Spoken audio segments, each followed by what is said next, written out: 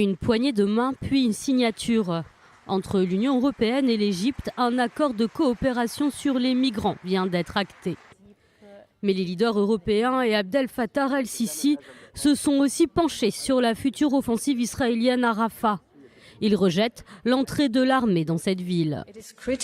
Il est essentiel de parvenir rapidement à un accord de cessez-le-feu qui libère les otages et permette davantage d'aide humanitaire.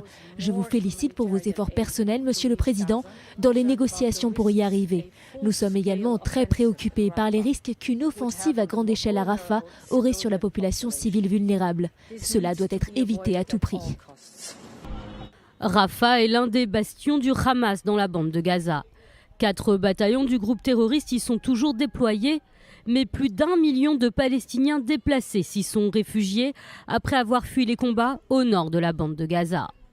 Devant l'imminence d'une opération israélienne, la pression internationale s'intensifie, parfois émanant de pays traditionnellement alliés de l'État hébreu, comme l'Allemagne. Le chancelier allemand Olaf Scholz, en visite en Israël dimanche soir, a fait part de son soutien, mais aussi de son inquiétude à Benjamin Netanyahou. Nous avons discuté de la situation et j'ai encore une fois insisté très fortement sur les points qui sont importants pour tout le monde. Il est important de garder à l'esprit qu'il y a maintenant 1,5 million de civils, d'enfants, de personnes âgées, dont beaucoup sont tout simplement désespérés et dont la vie est là-bas. C'est également une responsabilité de ceux qui mènent des actions militaires ici. Nous en avons discuté très attentivement, mais il s'agit désormais de parvenir très rapidement à un accord sur un cessez-le-feu temporaire et d'assurer la libération des otages. Le Premier ministre israélien répond. Je vous assure, monsieur le chancelier Scholz, notre but de démanteler les derniers bataillons du Hamas à Rafah, tout cela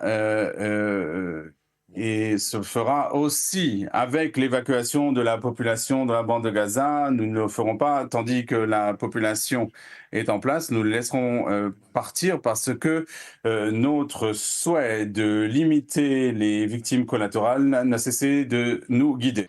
Les États-Unis, eux aussi, ont montré leur opposition à une opération à Rafah. Vendredi dernier, Joe Biden a évoqué une ligne rouge, à moins que des plans crédibles de protection des civils ne soient mis en place.